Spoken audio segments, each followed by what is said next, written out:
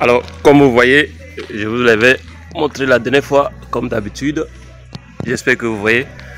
Voilà, je fais mon footing habituel tous les matins avant de commencer à bosser. Donc, je profite pour faire cette vidéo rapide. Donc, dans une série de 2 vidéos, nous allons voir les différentes étapes de l'étude d'impact environnemental et social. Les différentes étapes.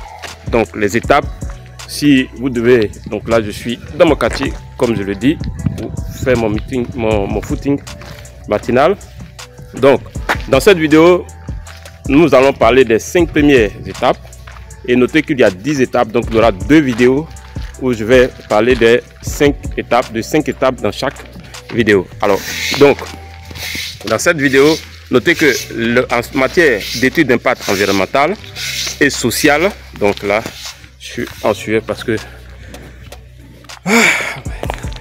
donc je fais mon footing, donc je me suis juste arrêté, donc oui, je suis un peu essoufflé.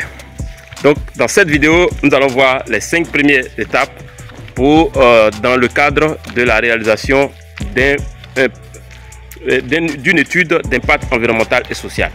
Alors donc, première étape, c'est si vous voulez la justification de l'étude. Donc ça, c'est la première étape. Il va falloir faire une justification de l'étude. Pourquoi est-ce qu'il faut faire l'étude? Donner un minimum de trucs, d'informations. Donc c'est la justification de l'étude. Deuxième étape, on va alors procéder à ce qu'on appelle l'évaluation préliminaire.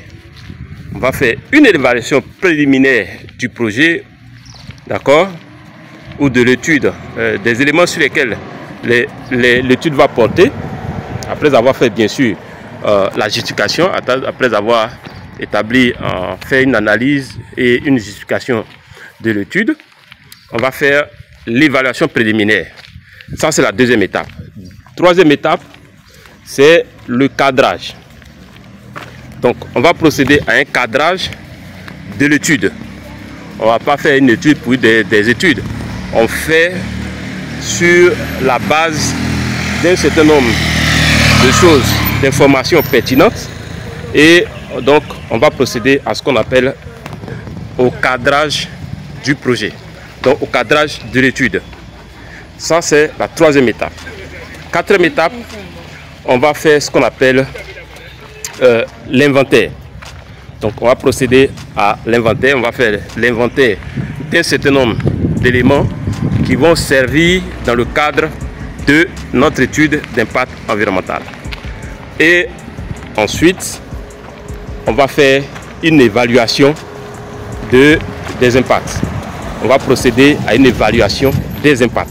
Donc voilà les 5 premières étapes que je vous ai résumées. Il y en a 10 total que vous devez respecter lorsque vous faites une étude d'impact environnemental.